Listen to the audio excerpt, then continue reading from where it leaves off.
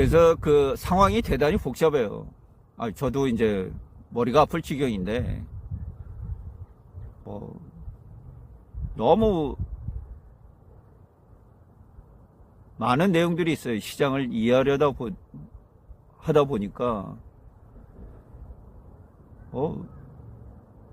진짜 이게 간단한 문제가 아니더라고요.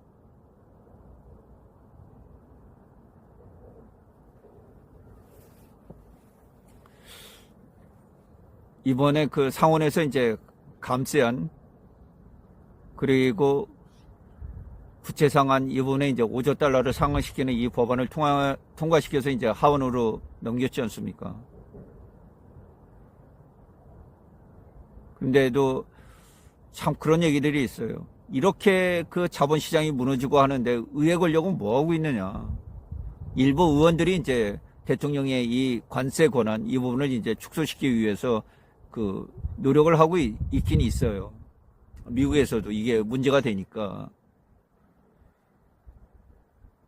이게 왕정 국가가 아니잖아요. 보면 다 트럼프 대통령이 꼼짝도 못하고 전부 다 트럼프 대통령 뭐 한때는 YMC 하면서 뭐 전부 다 춤추고 난리가 났었지만 지금 막상 뭐 트럼프 대통령 1월 20일 날 취임해서 한 2달 보름 정도가 흘러가고 있습니다만 주가는 폭락했고요. 인플레이션은 계속해서 높아지고 있고 삶이 어려워지니까 이제 다 등 돌리는 거예요. 내가 왜 뽑았지? 이렇게 되는 거예요.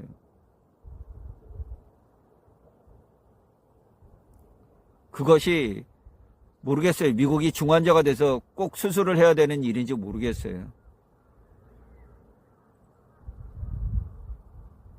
그러나 그거는 미국 자체의 산업 경쟁력의 문제고 인건비의 문제고 여러 구조적인 문제가 있어요. 미국 자체 내에서 해결을 해야 되는 문제지 외국 탓을 할 필요가 없는 거예요. 더 좋은 물건 더 싸게 만들어서 전 세계로 공급하면 되잖아요. 전부 다 높은 기술 가진 그런 제품들만 팔려는 법이 있나요? 낮은 건 전부 해외 아웃소싱 주고 자본시장 장악하고 채권 마음대로 찍어서 그렇게 배불리게 살았잖아요. 그걸 전부 다 외국 탓을 해버려요. 관세가 높아서? 관세가 높아서 미국 물건을 못 파나요? 미국 자체에서 생산해가지고는 국제 경쟁력이 없는걸요. 자체 문제예요. 그래서 이 부분이 어떻게 정리가 될지 모르겠습니다. 트럼프 대통령이 각오했기 때문에 이게 젊은 시절부터 가지고 있었던 생각이거든요. 미국 제조업이 무너진다는 이 생각은 젊은 시절부터 가지고 있었던 그 수십 년대 생각이라 쉽게 바뀌질 않는 것 같아요.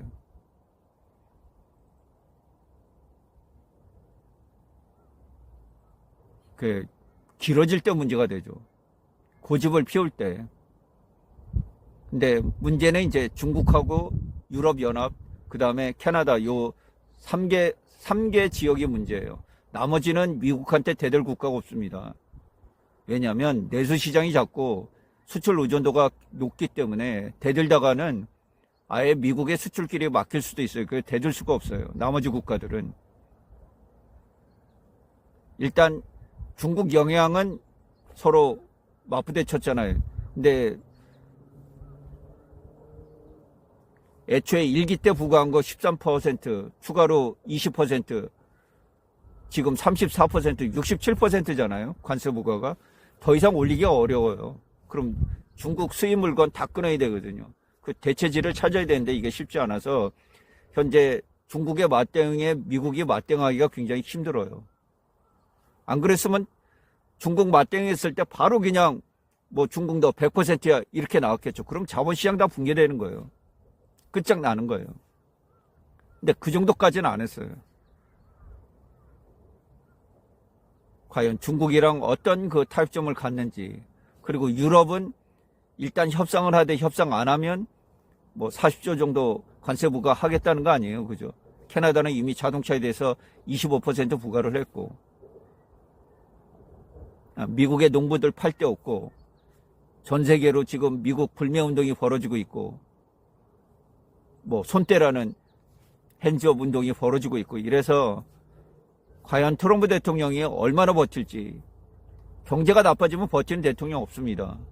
만약 이 고율 관세가 지속이 돼서 미국 경제가 정말 다운되고 물건값이 올라가면요, 트럼프 대통령 버틸 수가 없어요. 국민들이 들고 일어납니다. 그렇게 되면.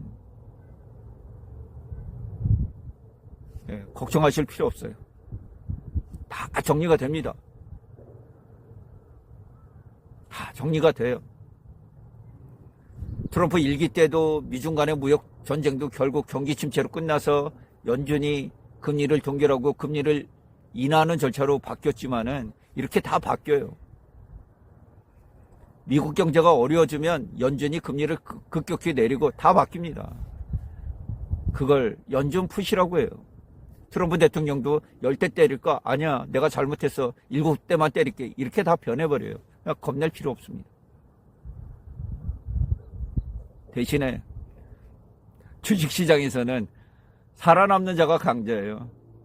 죽으면 약자입니다. 네버 기브. 절대 포기하지 마시고 살아남으셔야 돼요. 중간중간에 포기하고 싶으신 생각 많잖아요. 그렇게 하시면 안 됩니다. 저 풍광산에 가기 전까지 이 이승에서의 삶은 네버 기브, 결코 좌절이나 포기, 이런 용어를 써서는 안 됩니다. 깊은 절망은 풍광산에 평안히 누워서도 할 수 있는 일이에요. 그때는 하지 말라고 해도 자연적으로 하게 됩니다. 그때 하셔도 됩니다. 지금은 치열하게 노력하고 치열한 삶을 살아야 돼요. 그것이 가장 행복입니다. 그 누구보다도 치열하게 삶을 살아가는 것, 그것이 가장 큰 행복이에요. 그게 멋진 삶일 것 같아요. 자기가 하고 싶은 일, 그 속에서 정말 치열하게 자기 자신을 다독여가면서 등 두드려가면서 기죽지 않도록 그렇게 변화시켜 나가는 것, 그것이 최선의 멋진 삶이라고 저는 개인적으로 생각을 해요. 그래서 단 초놈도 흘려보내지 않기 위해서 노력을 하고 있습니다. 네, 오늘 음성 옥중에 나와 있는데요. 경치가 너무 좋아요. 제가 주말에 이제 최근에 뭐 섬진강 벚꽃길도 다녀보고 또 이 유명 사찰도 다녀보고